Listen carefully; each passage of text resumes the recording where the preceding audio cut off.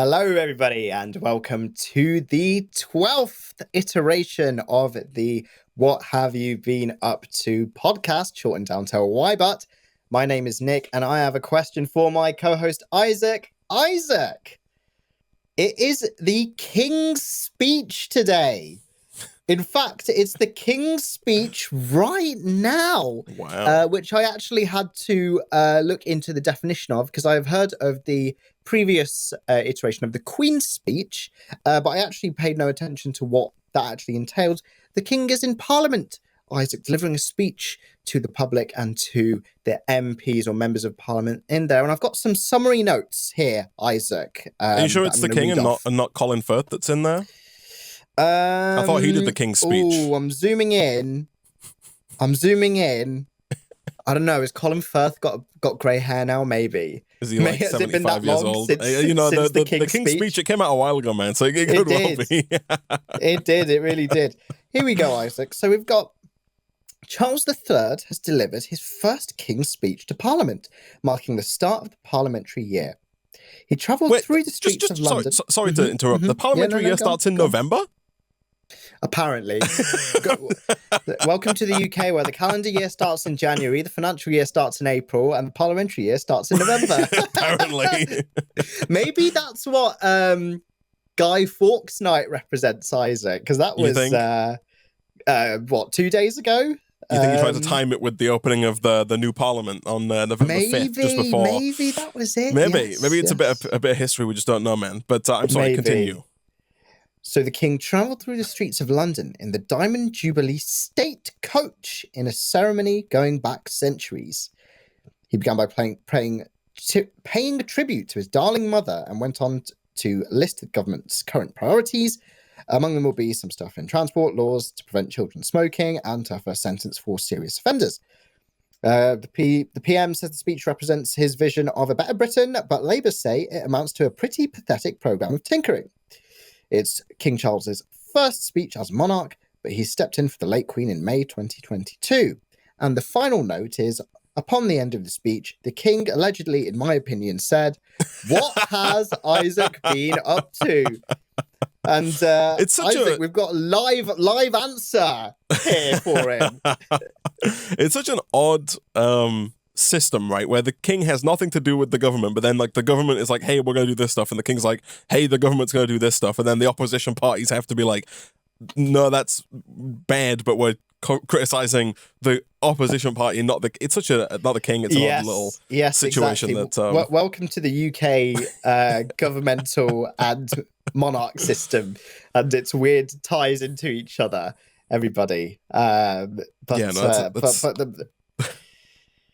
Apparently, someone in these are streamed live, by the way, if you're watching this on YouTube, or if you're listening to this on Spotify, you can now watch these live on Twitch. But someone said the gunpowder plot was indeed targeting the 1605 opening of Parliament. Wow. The more you know. There you go. Also, another fact that's just like a small tidbit for me personally, whenever I hear, like you read out the sentence that he was walking through the streets of London, in my mind, I've been to London many times. I know what modern London looks like. Whenever I hear the words walking through the streets of London, I picture this like old-timey, walking around, and it's like, rickety wooden buildings, and I'm picturing like this old school version of London that doesn't exist anymore. People are like throwing flowers at him. They're like, all hail, exactly, my king, all hail. People are washing their laundry out of the windows or something, like. In reality, I just don't picture the current London at all. Yeah, in reality, someone's actually just behind him trying to steal his phone in modern London. That's basically the couple of Ubers honking at him to get out of the way. Come on. Exactly. Yeah. Oh dear. So the public is left waiting, Isaac. Yeah, man. To answer the question, the initial topic that I want to talk about here, man, I have a gym membership. I know, crazy, right? However, recently I wanted to change my gym membership, Nick. And if you ever tried to cancel or change or amend any kind of subscription ever, you'll know the feeling, the pain, the anguish that I had to go through here. I have a deep disdain, Nick, for services that make it difficult to cancel. I have a feeling, like I believe wholeheartedly that it should be law that it has to be as easy to cancel a subscription as it is to sign up to that subscription, right? If I can sign up online with the click of a button, I shouldn't have to write my name, postcode, pet's first name, last 4 digits of my bank account password, and then email it via the post to a offshore account in the Caymans that then redirects it to Antarctica that then sends a carrier pigeon over to the US in order to let whoever company it is know that I wish to cancel, and then they'll get it back to me and they'll say, okay, within 8 to 15 years, we'll cancel your subscription. It's ridiculous. But anyway, I had a similar situation with my gym, man. They let me sign up online. Everything was good. There's no option online to cancel, right? Nor is there even an option to change plans, right? I wanted to change from the current plan I was on to a cheaper plan because I wasn't using the benefits of the more expensive plan, right? Mm-hmm. And so I was like, I had to email them and be like, hey, I want to change plans. And to be fair, they got back to me pretty quickly the next day. They email me and they're like, hey, I was like, hey, I'd like to change plans. If you can't change plans, I'd like to just cancel the plan. And so they get back to me the next day and they're like, yeah, okay, we can't just swap you to the other plan. Who knows why? No idea why, but they were like, no. Of course not. We can't just swap you to the other plan. Now, my subscription wasn't like a 12-month contract. It was just like a rolling 1-month subscription, right? Yeah. So I could leave at any time. And I pay extra for that privilege. But they were like, yeah, okay, that's fine. You're going to have to, we'll cancel it. At the end of the month, you'll have to go ahead and like just sign up again to the different plan, right? Apologies as well. I think I've got a bit of a cold coming on, so I might cough a few more times in this podcast than usual. But they were like, yeah, okay, just sign back up. So, end of the month rolls around. October 31st, Nick. My gym membership expires, right? And so the next day, I don't have a gym membership. So I'm like, fine, I'll go online, I'll sign up, right?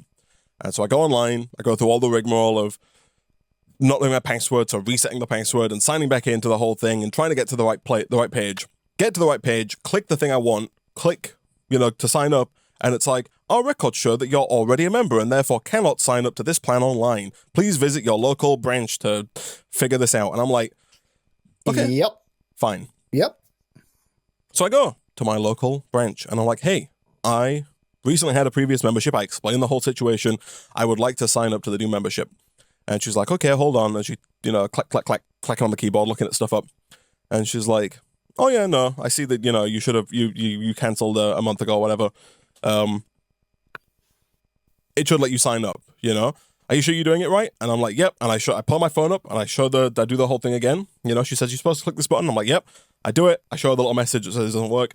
She's like, oh, okay. Try it on these our sign-up computers over here. And she points me to a corner of the lobby where there's these touchscreen computers. It's the exact same website.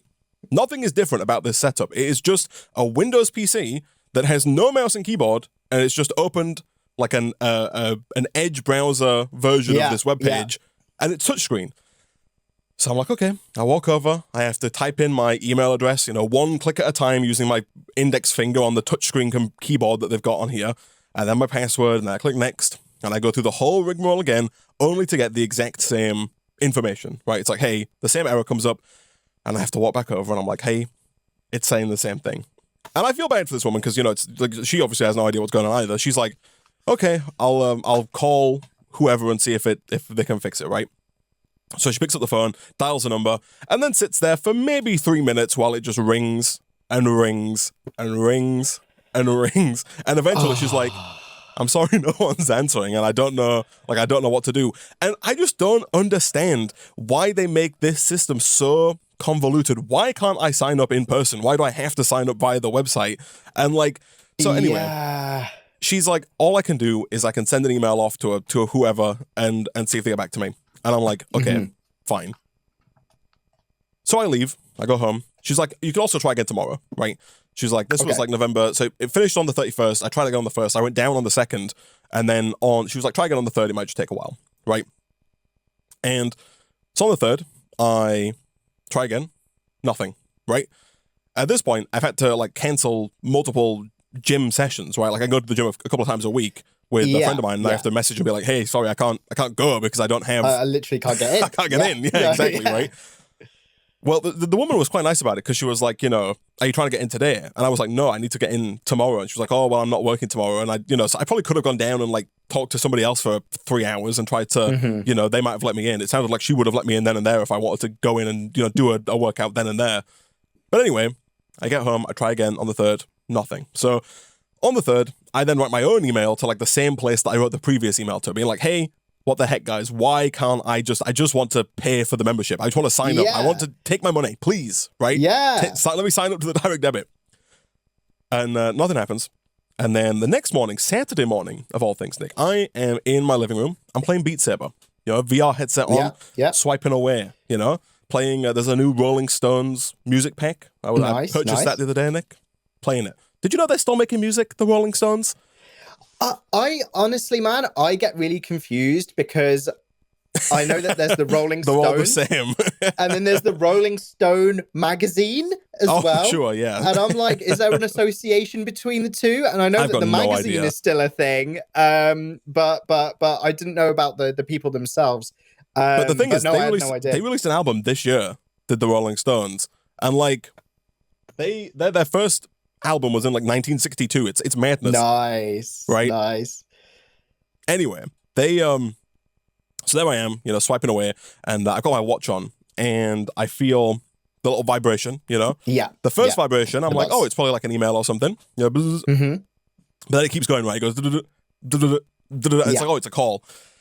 And so I press the little button on the headset that lets me go into pass-through mode. I look down, it's a number I don't recognize, and I'm like, fine. But it's a local number. Like, it's got the prefix of like a local number. It's not like a mobile number. So I'm like, okay, this is a landline. So I kind of push the headset up and go. I have to like drop the controllers, which are on, there's like, they're connected to my arm, right? There's like a strap. Yeah, like a So strap, I can let go of them and they don't just hit the ground.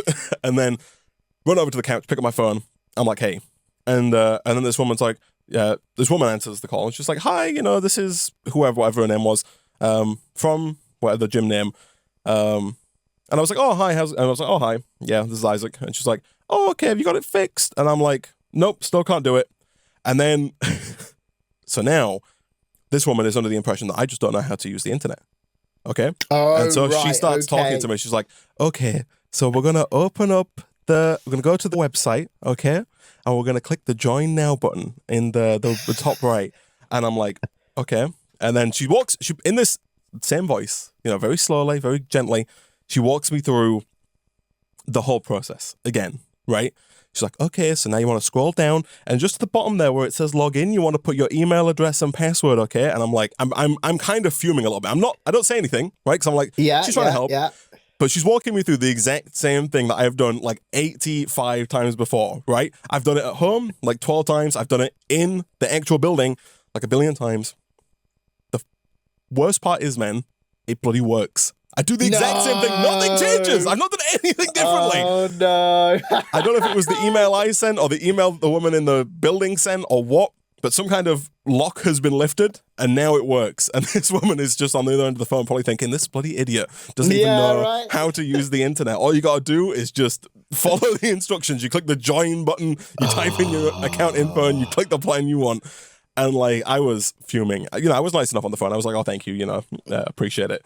And I signed it. She was like, because when it got to the point where I didn't get the error, and I clicked next, and I was like, oh, yeah, no, that's working now. And she was like, do you want to just go ahead and finish up the setup while I'm on the phone to make sure it goes through? And I'm like, yeah, fine. And there I am typing in my sort code and account number while this woman just sits quietly on the phone. And I was fuming, man. I was so annoyed. But long story short, I am now re-signed up to the gym. And I went this morning, which was fun. Very good, very good. I mean, there's a couple theories that I have. One is like this: how many days total was it in between your first attempt at trying to re-sign up / cancelling your membership and it working approximately? So I first started so my membership ended on the 31st. I then tried on the 1st and the 2nd and the 3rd, and then it was the 4th.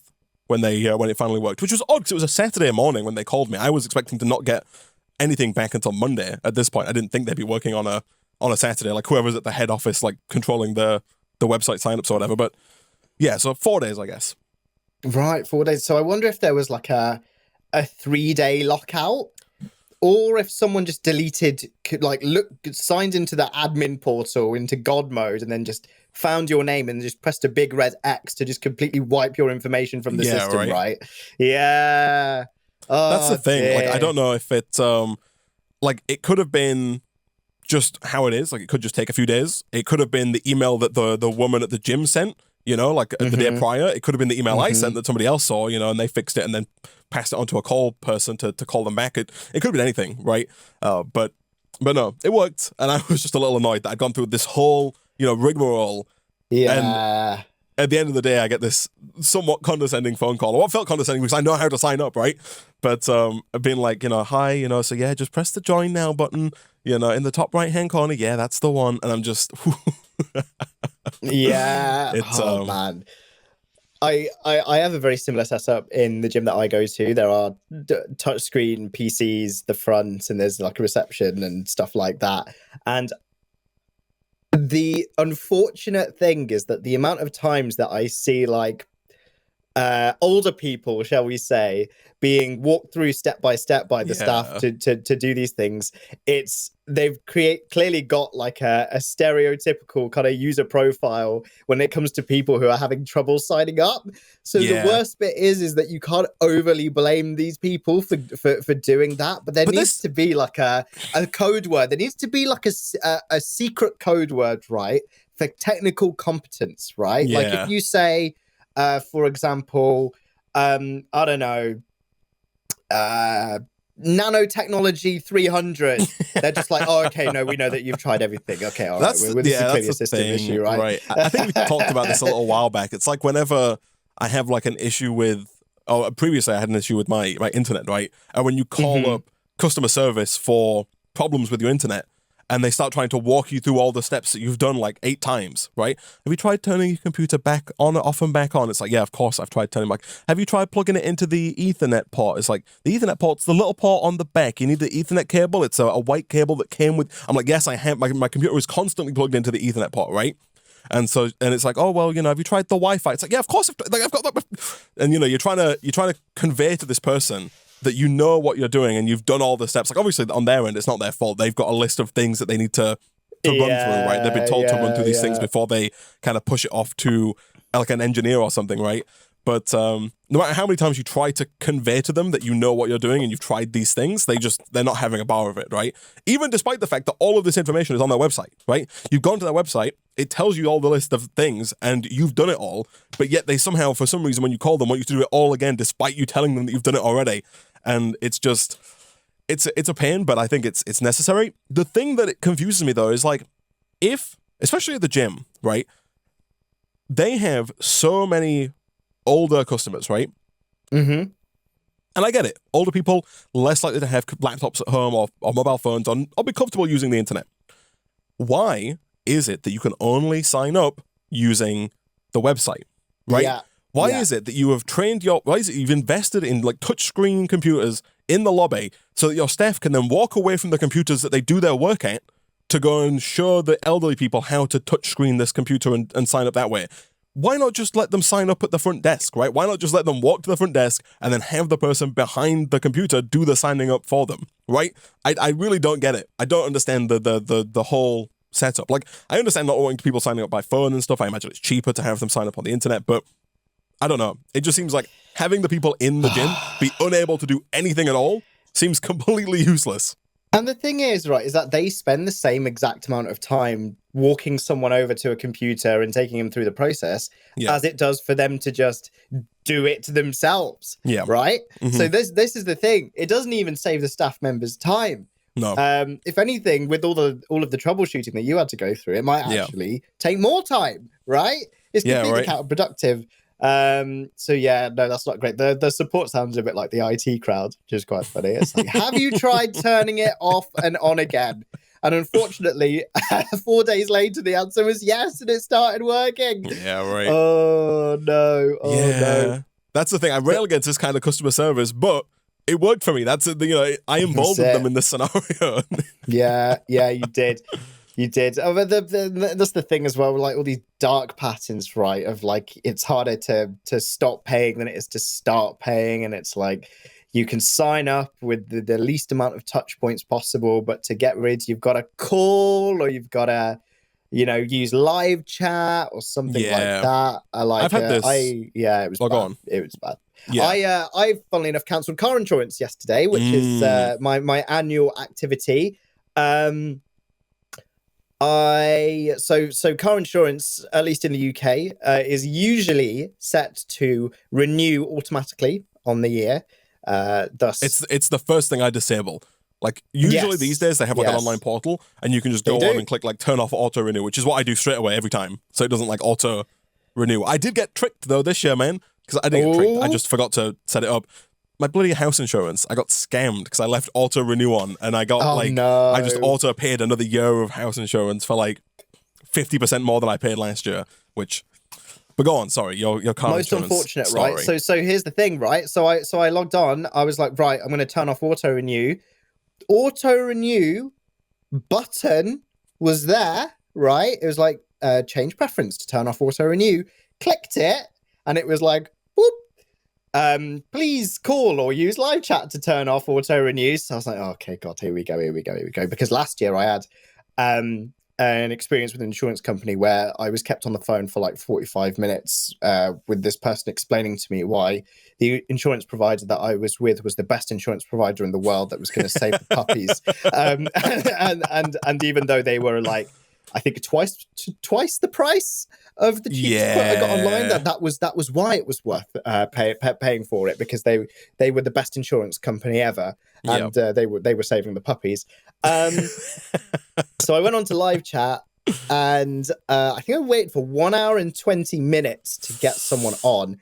So I deliberately didn't call. Right, I was like, I don't want to be on hold. I can't be bothered to be on hold. I'm going to go on live chat and I'm going to do work, right? Yeah. While I'm waiting for live chat. Yeah. Perfect. Periodically tabbing in to the live chat to see if someone had come on yet. It was clearly the automated robot kept sending little messages of support. Reassurance. I was like, thank you so much. Thank you so much for waiting. Would you be happy to wait for longer? And I'd be like, there was like a yes or no button. I click yes, and it would be like, oh, thank you, sir, thank you, sir. And then, of course, I freaking tabbed in, and someone had come on, said hello. I'd not responded for 2 minutes, and they were like, goodbye, and that was it. And then I was back to the beginning of the queue again.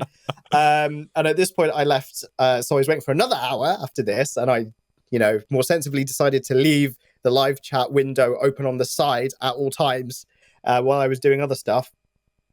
Guy came on, shockingly easy to cancel.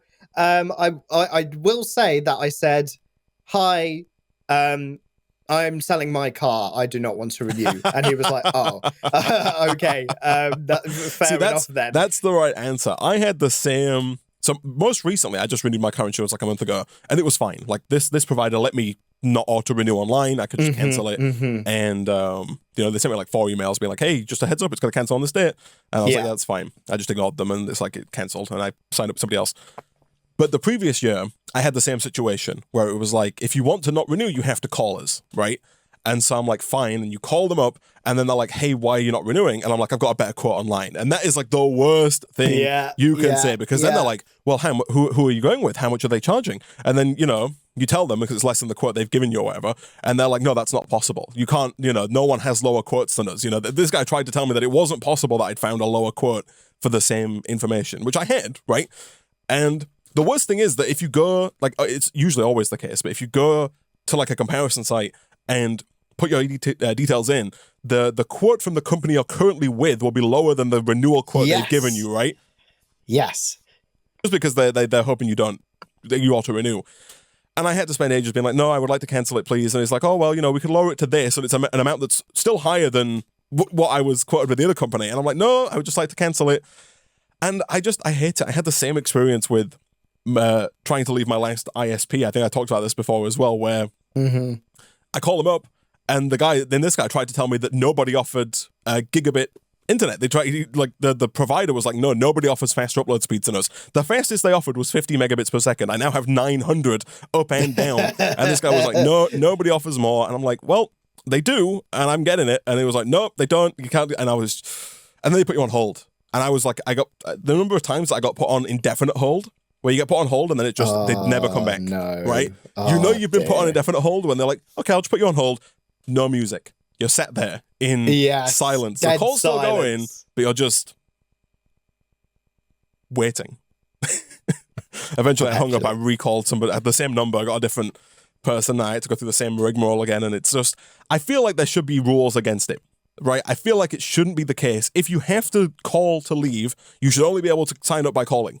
I think that should be fair. If you can join online, you should be able to cancel online. I feel like it's so silly the way they've got it set up, right? Yeah, no, yeah. Like they've clearly either gone through it themselves or more likely gone to consultants, right? The big management consultants, and they've been like, how do we make more money? And the management consultants have been like, okay, if we process the data on how much you would have to pay people to answer the lines to cancel versus the amount that people would actually cancel if it was made easier to be online, would be a lot lower in the first instance. So therefore, you should make it mandatory so that people have to call in or use a live chat service when they want to cancel. And then these companies are like, great idea. Yeah, that is fantastic. We don't care about reputation. We want to know how much we can save right now. Yeah. I'll out them. The ISP that I was with was Virgin Media, right? And there's a subreddit kind of dedicated to this because they're notoriously terrible for it. Everybody's like, it was a nightmare trying to leave because they have these like retention agents who I think are paid on commission to keep people in, right? And they just... I was on the phone for like an hour where he kept offering me lower and lower prices for the same product, right? He's like, okay, so I was paying like whatever amount, and the amount was going up by like 50%, and they were like, it's going up. And so I was like, okay, I'd like to cancel. And they were like, okay, well, we can offer you this. And then it was like a little bit lower than what I'd got. And eventually it's back down to the price I was paying, right? After you say no enough times, it's back to the point where it's like, okay, well, we can keep it for the same price. And I'm like, at this point, it's just a kick in the teeth, right? Even if I wanted to stay, the fact that you've gone through this rigmarole of trying to basically scam me by the sounds of it out of this setup, right? If I was trying to sell you something and I started out by trying, like, say the thing's worth £50 and I'm like, well, I'll give it to you for 100. And you're like, no, 100's not for me. Okay, fine. 90. No, still not for me. 80. And you just keep going down.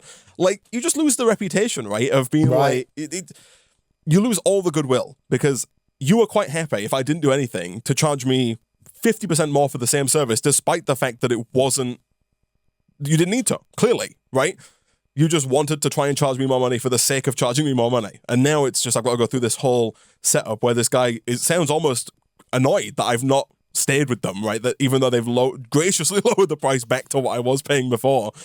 And it's the worst. And there's been many a time where I've wanted to sign up to like, apparently the things that are worse for this are like, news organizations, whether it's like newspapers or not, I guess magazines might be the same, but there's been a couple of like news outlets where I read their articles a lot. I'm like, oh, okay, I should probably, throw a couple of pounds their way, right? It would be a nice thing for me to do, sign up for a month or something or just whatever.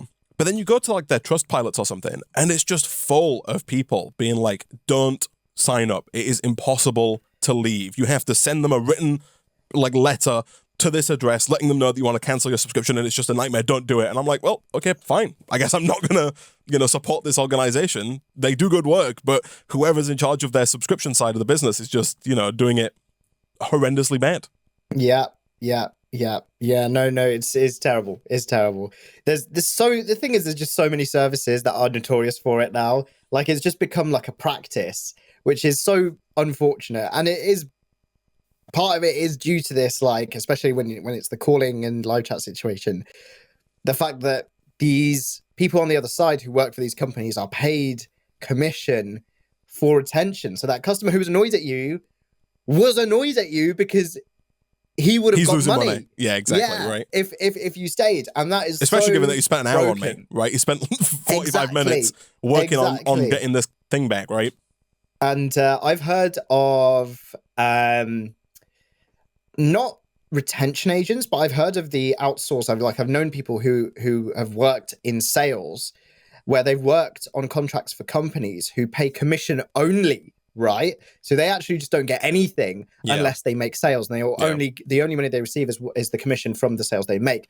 So I'm not saying that retention agents are on that kind of deal, but if they were, like, that would make even more sense in like the way that all of these kind of things get handled? I think it's bad for them in the long run, though. I think it's really short-term thinking doing that kind of thing, right? I think companies like Virgin Media only get away with it because sometimes they're the only like ISP in town, right? Like they're the only people you can go with. But I think that's changing in a lot of places, right? Like now there's usually a lot of ISPs you can choose from in any given place. And I feel like, I've not seen the data, but I would assume that Virgin Media is tumbling, right? In that regard. Everybody I talk to has bad things to say about them, right? Whether it's like just the service or whatever. And I think that in the long run, that kind of business strategy, that kind of like doing your customers dirty like that, I don't think it pays well, right? In the long run, I think it's gonna hurt you big time, right?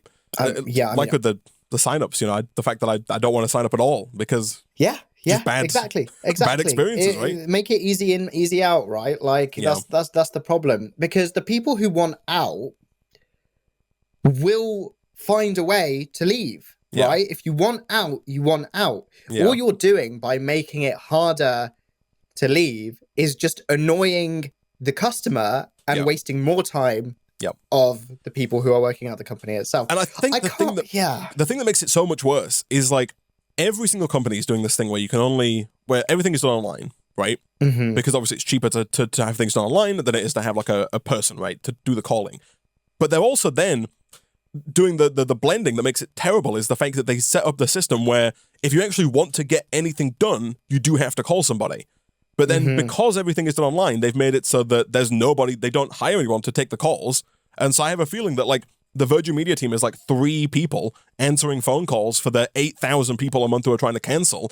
And so it's the same with HMRC are the worst for this. The government is trying to save so much money. They're just like, do everything online. You can do everything online. You cannot do anything online. Whenever you try and do something online, anything that's more than just like the most generic stuff possible, right? As a self-employed person, anything I want to do, I seemingly cannot do online. You call them up, and then you spend an hour and a half listening to a robot say, have you tried going online? Visit hmrc.co.uk/help/self-assessment/gov/questions for us. And then you go to that website and there's nothing there that is helpful. It just, you click through all the things and it's like, oh yeah, give us a call. And then you call them back and it's the same setup again. And I don't understand the whole system of getting rid of all of the call centers, having nobody working calls, moving everything online, but then having nothing doable online, right? It makes no sense at all. The HMRC one is quite bad. I've had very bad experiences trying to get in touch with HMRC for very important cases. Once I actually get through to them, they're great. Yeah, exactly. Fantastic. But getting through to them in the first place it almost feels like a deliberate loop that is designed to shed people on its way, right? Which is probably how it is designed. That's probably exactly how it's designed. There's a couple of points in the call process where it's like, again, for some reason I hate this kind of tech where it's like, say what your call is about. And if you don't say the right thing, if you say the wrong thing, they'll be like, oh, we can't do that over the phone. Visit HMRC, and they'll give you a URL that can't do what you want. So you have to go back, call again, work your way through the rigmarole. There's like 7 minutes of preamble at the start, and then you finally get to the thing again. You've got to try to say something different to actually get to a person. And the worst part is, just like with the gym scenario, 99% of the time, I'm trying to pay HMRC. I'm trying to give them the money that I owe them in tax, right? And it's so silly that like, they're only open till like 5 p.m., right? So they're open the time when most people are working, right? 9 till 5. You can't call after that. And like, if you can't get your issue resolved, you don't pay your tax, and they fine you. And it's such a stupid system. You're like, I can't contact you and I can't pay the tax I'm due. How in the world is it fair to get a fine for that? It's madness, man. No, exactly. No, yeah, it's very bad, very bad, very bad. Some people in the live chat saying, what are we talking about? We're talking about our tax collector, the UK tax collector, effectively.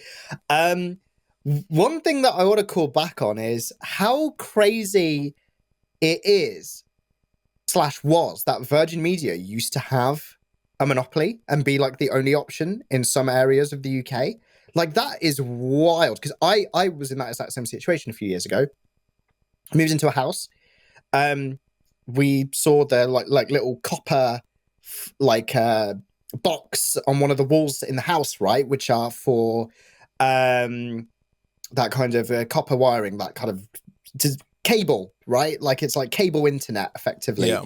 And we were like, oh, right, okay, well then the only people we can go with is Virgin Media, because the rival ISP, BT, and all of their kinds of, all the services that use their infrastructure is set up slightly differently, and they use phone lines or fiber lines. Yeah. So we moved in and we saw that and we're like, okay, we'll have to go with Virgin Media, and went with them, and the service was terrible. I don't think we ended up having too bad of a time cancelling. And it was, but the reason is because we were all students, right? Yeah, and we were all going our own ways when COVID there's no way they right? can keep you on, right? Exactly. Yeah. We were like, we are moving out. We have finished our tenure at university, like, see ya. And I think because we were on a student plan, I think as soon as support saw that, they were like, yeah, obviously, like, there's no way we can keep them on. Yeah. I will say that a couple of years ago, I had a much more positive experience leaving BT, which was good. I have a feeling that might be because for people who don't know how it works, BT is a very, very large internet service provider in the UK, but they also layer in a lot of the internet infrastructure that we have and phone infrastructure. And as a result, when there is BT infrastructure to your property, you don't have to actually use BT. You can use any other service that uses BT's infrastructure. Yeah. So I have a feeling that because BT know that, they know that they have to try and maintain some form of reputation, because they are not the only option that you have. I also as an imagine ISP. At the same time, I imagine they get a kickback if any of those other providers use their absolutely cabling, yes, right? yes, of course. And so if you swap from BT to another company that uses BT's lines, I assume they still make some kind of revenue. They win anyway, right? Yeah. And even with the gigabit fiber that I have, I'm fairly certain that was laid by BT as well. So I think even though I was switching off of phone lines entirely, I think they still get a kickback. So I was in that was quite same situation though, where I could technically get both Virgin Media and BT here for broadband. Those are both ISPs, by the way, for those listening. But the thing is, with Virgin Media, I could get like up to 500 megabits down, whereas with BT, they had not, their infrastructure here was so bad, the best I could get was 3 up and down, right? It was like 3 down and 0.5 up or something. And I'm like, that's not internet. You can't do anything with that, right? That's not enough to watch Netflix, right? It's nothing. No. You can probably watch like 144p YouTube videos maybe, with 3 down if nothing else in the house is doing anything ever. Gosh. But you might as well get one of those 5G routers at that point, right? I mean, just have one of those. Yeah, exactly. But and it's still the same, right? They messaged me, they emailed me like a year ago being like, BT gigabits coming to your area. And I go to their website and I check it all out and it's like, yeah, it'll be there by 2026. And I'm like, at the time, it was like 4 years away. I'm like, guys, it's not helpful. But yeah, and so I had to go with Virgin Media because they were the only option in town. But it's just extortionate because I was paying like £52 a month for this 350 down, 35 up that I had. And then another company comes in, they lay fiber to the property, right? So I get fiber straight to the door now. And now I'm getting 900 up and down for, I think I paid £34 a month. So it's way less and you get way more. And the Virgin Media rep was not happy with that. They were convinced that wasn't possible. No. Theirs is better because Virgin Media, because brand Isaac, because Virgin Media. Everyone loves Virgin Media. No one can hate Virgin Media. But the thing is, I'm so much less likely to sign up to any of their services now, right? And that's the thing. They've got like Virgin Mobile, they've got like Virgin TV, they've got broadband, they've got Virgin Money, they've got all kinds of stuff. I'm much less likely to sign up to anything they have, right? Because of the situation that I had to deal with. You know what I mean? Yeah, and it's that kind of intangible reputational damage that because you can't put that in a CSV file to look through Excel with, to present at, board meetings, it doesn't matter, right? Yeah, it just gets forgotten about, and that's the issue. Yeah. And then eventually the board is scratching their head like, why are we losing? How are we losing out? So why does everyone hate us? Else? Why do they hate us so much? Yeah. Which again, that kind of thing only works if you have that kind of monopolistic control over a certain market, right? But Exactly. But then, if you do have that monopolistic control, maybe you do just, maybe acting like that's just the way to do it, Yeah. I mean, maybe they've actually run through that as well, and they're like, yeah, maybe let's just keep going. Like, people will pay. We'll still get more. I mean, but it that's is the thing. unfortunate. It might be the right thing for them to do economically, I guess, because like their choices, I guess, were to try and cling on to what they like. If you have the monopoly, or almost a pseudo monopoly, and then other players come in and try and start taking your customers, you got two choices. You can either start trying to compete, right, and lower your profits, or you can try and just like cling on to the last second and not, and just run your business into the ground, but make as much money as possible doing it in the meantime, right? And I guess it's tricky to know which one's the best way to go about that, right? Because I'm assuming that the other companies that you're competing with are not working on anywhere near as high of a margin, right? And it kind of feels like how the the countries that make oil are working currently, right? Where they've got two options. They can either kind of keep selling oil at the same price they have been doing and making a load of money, or they can like super restrict the price of oil to send it sky high, right? They can restrict the flow of oil to kind of try and maximize profits while people still need oil still exists, right? Yeah, exactly, right. And it's still in demand. Yeah, no, yeah, and that is the case, right? So it's pretty nasty. It is pretty nasty. I've not had to change ISP in a while. Yeah, I don't plan to. I get gigabit for £40 a month, which is not bad, especially compared to some parts of the world, man. These days, I'm like, wow, we actually kind of have it pretty good in the UK. Oh, yeah. At least in these parts with these high speed internet providers now, right? Because there's that pledge from the government for everyone to have fiber to the premises in some time frame at some point, right? Like it's 2027 or something like that. I feel like they always make these promises, and they'll say 2027, it'll actually be 2050 by the time it's fully. Yeah, exactly. Yeah, no, exactly. But yeah, like I know one country that really doesn't have it great is Australia. Australia's internet is terrible. It kind of makes sense because they are on the other side of the world, and then their population is lower, and everyone's on the coast, and you've obviously got to rely then on undersea lines to just connect the entire nation to other parts as well. From what I've heard, I think it's better than you'd expect these days, and I think it's more so due to like just like 5G everywhere. Like it sounds like they're investing less. Like the cabling is still like the kind of copper wires that don't do particularly fast internet. Yeah. But from what I've heard, like the wireless infrastructure is substantially better these days in Australia, especially in like major metropolitan areas. Yes. So yeah, that does sound a bit better. So yeah, that's good.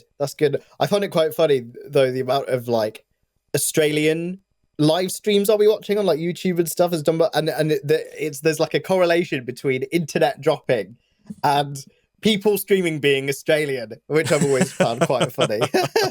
And then there was one guy I was watching a few weeks ago, and he was like, I've just paid top dollar to have the best internet wired in, and then it just stream just goes down. Right? I was like, oh no. It's like, I've got fiber. And it just goes boop, gone.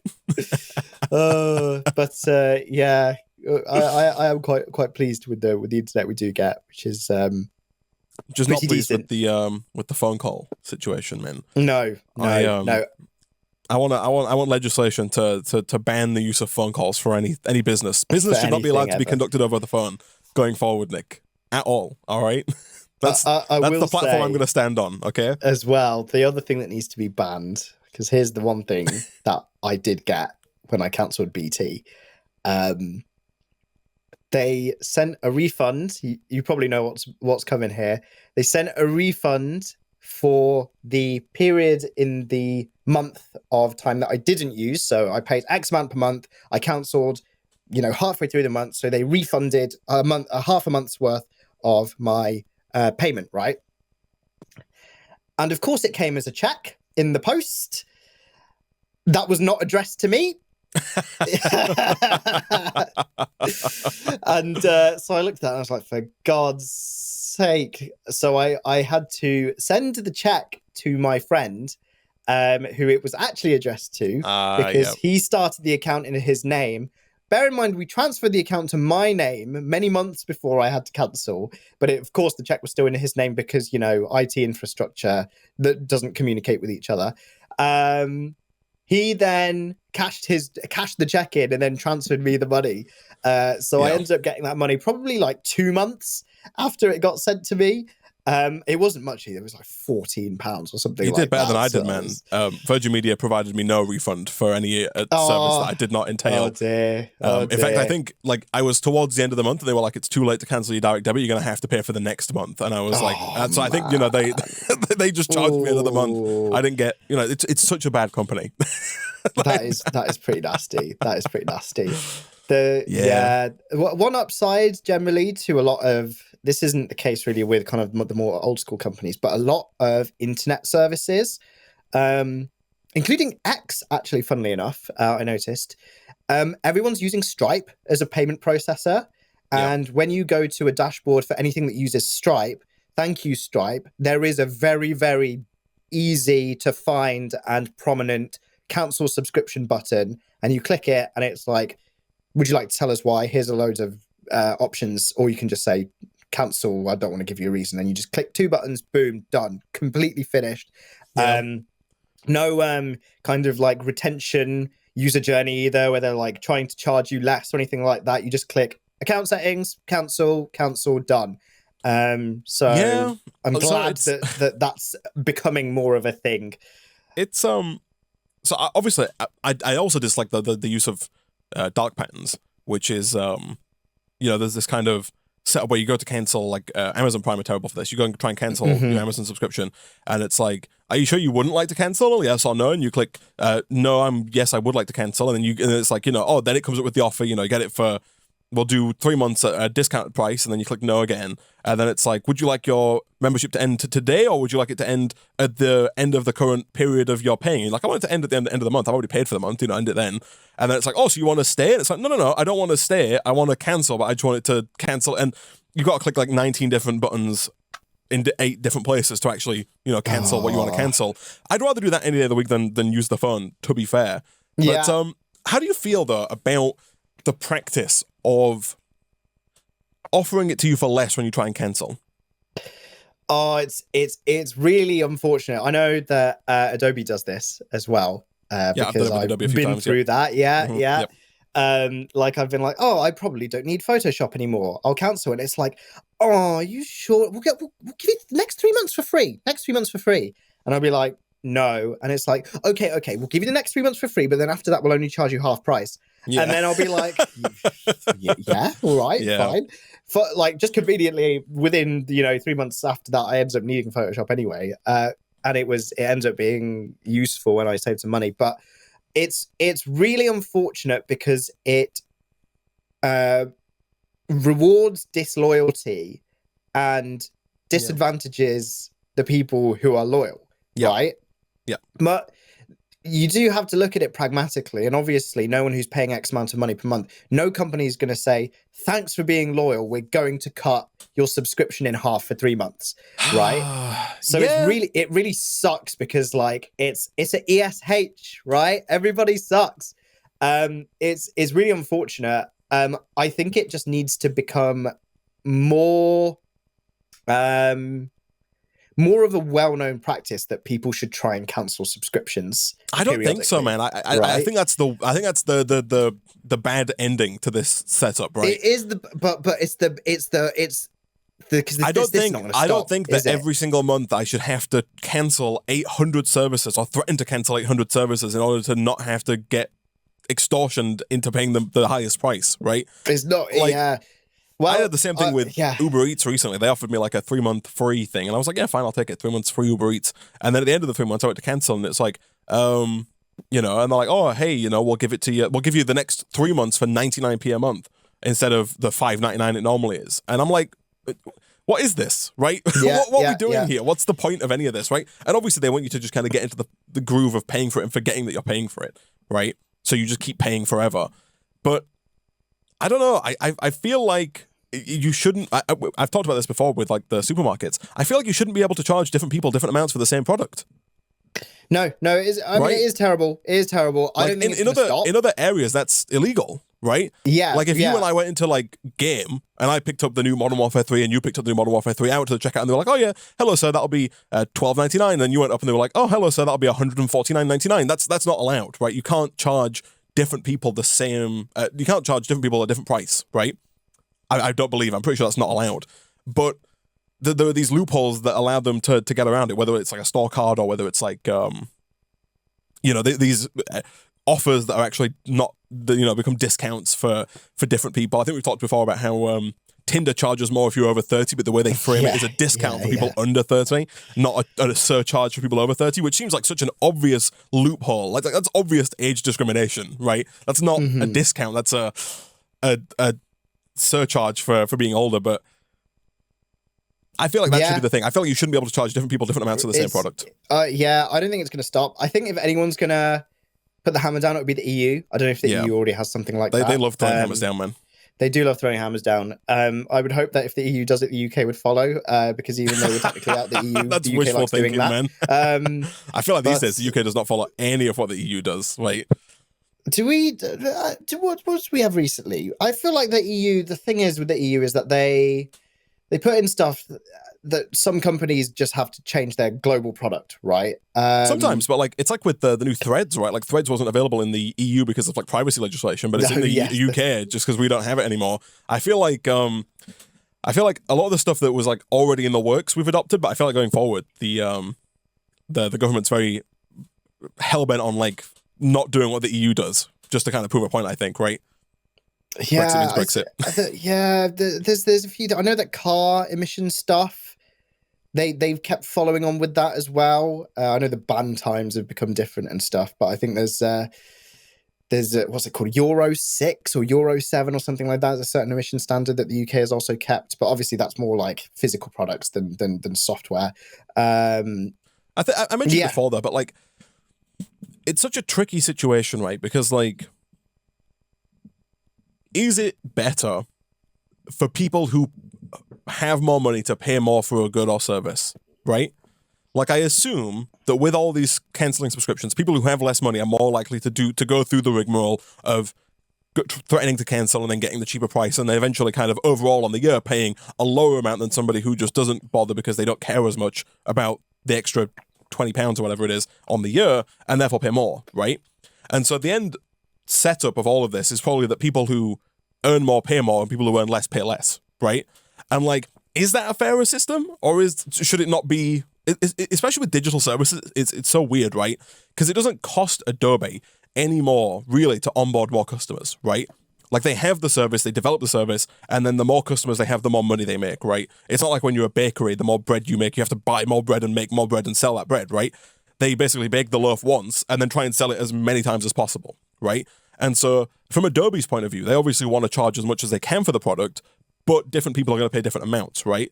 And so if you earn £20,000 a year, you might pay £15 a month for Adobe. If you earn £300,000 a year, you might be willing to pay £150 a month for Adobe. Do you know what I mean? Like, and in Adobe's mind, they want to charge the perfect amount to every single customer, right? They want to charge the maximum possible that every single customer wants to be, that would theoretically pay. But that, I don't know, but like, it's so tricky. Like people obviously notice that to be a scam when they do it with physical products, because it's the same, right? You could see a wealthy person come into your bakery and say, oh yeah, no, this loaf, I know it says €1.99, but it's actually €15, right? And when somebody who looks poorer comes in, you could charge them less. That's obviously like, no one would, I think people would agree that's not right to do that. But when it comes to digital services, people seem a lot more forgiving of that kind of stuff. You know what I mean? Yeah, no, I don't think it's right. I don't think it's right because the profit margin is higher as well, right? I think that if people are paying more, if you are a company that's making 300,000 a year and you're paying more, there should be a higher service level, right? There should be something that you get that the person who pays £15 a month doesn't get, whether that be better support. But the thing is, they wouldn't do it though, right? Like that's the problem. That's the problem. That person who's paying 300,000 probably wouldn't opt to pay for the package with the higher feature set. They'd probably opt to pay for the cheaper set, but there's no option for them to buy that cheaper set, right? Yeah, it depends. I think it depends. It depends what your use case is, I guess. If you're like a large organization where one person's one certain feature is worth, X amount of time saved, and thus it would save you this much money, I think you'd pay more. For sure. But like even for the basic like Creative Cloud package, right? I think right now it's like £50 a month, right? But if you go to cancel it, they'll offer you for less, right? Yes. I think I pay like £36 a month currently for the Adobe Creative Cloud because I went to cancel it, right? And they offer it you for less. There are going to be other creators like myself in the exact same boat who are paying more than I am for the same product, right? There's no difference in the product. They don't get anything more for paying extra for it. They get this exact same product. No, that's all it. All they've not done is they've not cancelled, right? Now, that's my point. It's terrible. Now, if it's Mr. Beast doing it, he probably doesn't care, right? That he's paying £20 a month more than I am for Creative Cloud. He's like, it's a rounding error in terms of the money he makes, right? But like, should it matter, right? Should it matter? I think the problem is that if this gets allowed to go out of control, it will just get worse and worse and worse. Like, where does it stop? Right? Supermarkets are already doing it. So I feel like that's what I'm saying. I agree that it's terrible. Like, there's something has to be done to stop it from going completely out of control. Because then, what's the point? If I'm paying, it's almost like tax, right? It's like tax on everything else other than actual tax. So no, I do disagree with that. I don't think it'll stop, unfortunately. So for now, make sure that you do periodically cancel the services that are well known to do this. Honestly, there are some development of like the automated services that will do this for you. I feel like that will become a thing. Like there's Do Not Pay, which is a startup that's like trying to automate these kind of things. I'm sure there's plenty more as well. I'm hoping that will gain enough prominence such that all of the companies will realize that people are using these tools just to auto pay as little as possible, right? And then people will act. They might block it. They might just. Well, that's the thing. I feel like most of the time, you've got to call, knows? right? Is the thing. I don't think that the automated systems can call for you, right? Is the trouble. There needs to be more development in it, I think. That's the thing. It's the same with, linking back to what we said earlier, it's the same with car insurance, right? The fact that you have to cancel every single year for no reason other than to not get scammed, right? It used to be the same with electricity as well. Like you'd be on a tariff, but prior to the current situation where everyone's being like government subsidized on energy, but like before that, it used to be that you should change energy supplier regularly as well to get the best tariff, and it's just exhausting, right? Having to relook up for a mobile phone provider, relook up your internet service provider, relook up your car insurance provider, home insurance provider, your boiler care cover provider, your energy supplier, like your Netflix, just everything. There's too much stuff that you have to like just change every year just to not get rinsed for no reason, right? Yeah. And I just I feel like it just shouldn't be the case, right? I feel like it's very bad. It is very bad. Like it's tricky to. I don't know how you legislate it, because like in theory, companies should be able to charge whatever they want for whatever service they provide, right? But I feel like the situation is you just can't charge different people different prices for the same service, right? Yeah, it's the beginning and end of it. If somebody else has the exact same car I have, they're the exact same age as me, and their setup is the same, we should pay the same for car insurance, right? I think should be the case. It shouldn't be the case that because I have been there an extra year that I just happen to pay more for no reason, right? I think it should be that you have to charge the same price to everybody, right? Supposedly that is the law. I think they got put in last year or the year before. Supposedly, but I've not experienced it. I personally have not experienced that. The renewal quote that I had for the insurance that I just cancelled was higher than that's what I'm saying, right? The same company on a price comparison site. So I feel like there is a lack of adherence here to this law that has been put in. There's probably a loophole, right? There's probably some kind of loophole where it's like, oh, well, you're not the same customer because of this reason or that reason or you're whatever. A year older. Yeah, exactly. But I don't know. It seems crazy, man. It seems crazy. Yeah. No, it's not good. It's not good. Yeah. In other news, we're almost at the end of the podcast here, man. But I tried this a few weeks ago, and I forgot to bring it up. I want to hear your thoughts. Yeah, the company known as Pizza Hut here in the UK, a few weeks ago, maybe a month ago now, they introduced a new pizza, Nick. They introduced a new mac and cheese pizza, which is exactly how it sounds. It's bread, and then it's like kind of like mac and cheese style cheese sauce, pieces of macaroni, and then like normal mozzarella cheese on top, right? And I think there's onions on it as well. So it's just there's no tomato like sauce. It's just mac and cheese on a pizza. And so a little while back, my girlfriend and I, we ordered it. We tried it. I don't think it's very good. Yeah. You know what? As soon as I heard of this, I think I saw it. I saw an advert for it. Yeah, about a month ago. Yeah. And I was like, that looks unappetizing. My like, girlfriend that looks liked actively bad. More than I did. Right? I like the mac and cheese at Pizza Hut. I think it's pretty good. But, yeah, it's just not it. You know, it's just like pasta on pizza. That's it. With cheese. And it's just like, it's fine, but it's not good. By any stretch of the imagination. Exactly. And what do you think of white pizza, Isaac? So pizza with no tomato sauce base. Have you ever tried like a proper white pizza? Well, so by white pizza, you mean just without tomato sauce, or just pizza topping cheese? Correct. So I have had this before, and I quite like it, depending on the situation. Like I've ordered a pizza without tomato sauce before, and then like I need a dip of some persuasion at that point, right? So I quite like using that if I have like a sweet chili dip, maybe. I've done that before, and that's all right. But in general, it's not my cup of tea. I mean, in general, I just prefer like a regular pizza, right? I thought you were going to say with some kind of white sauce as opposed to tomato sauce, because I have had that as well, where you get like I think it might have been like Papa John's or something. Some company did like a kind of Philly cheesesteak style pizza where it's got like a white cheese sauce. Then, like steak, peppers, onions, and then more cheese. That was pretty good. I quite liked that. But in this scenario with the mac and cheese, not particularly good.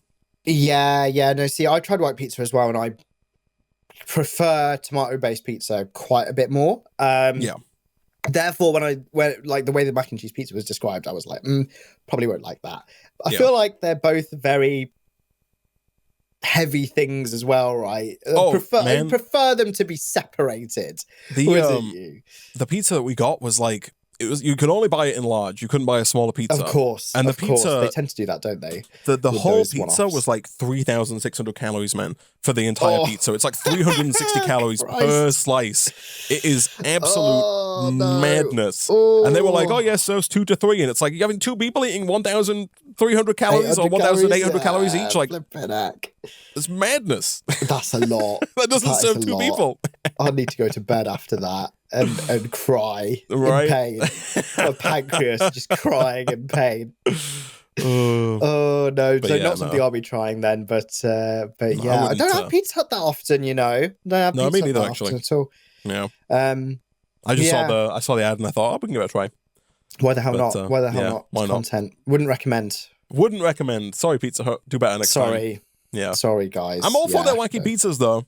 A little while back, they had that KFC pizza with the popcorn gravy, the popcorn chicken. Nick, that pizza is so good. I love it. I thought it was pretty decent. Tasty. Yeah, but, it was good.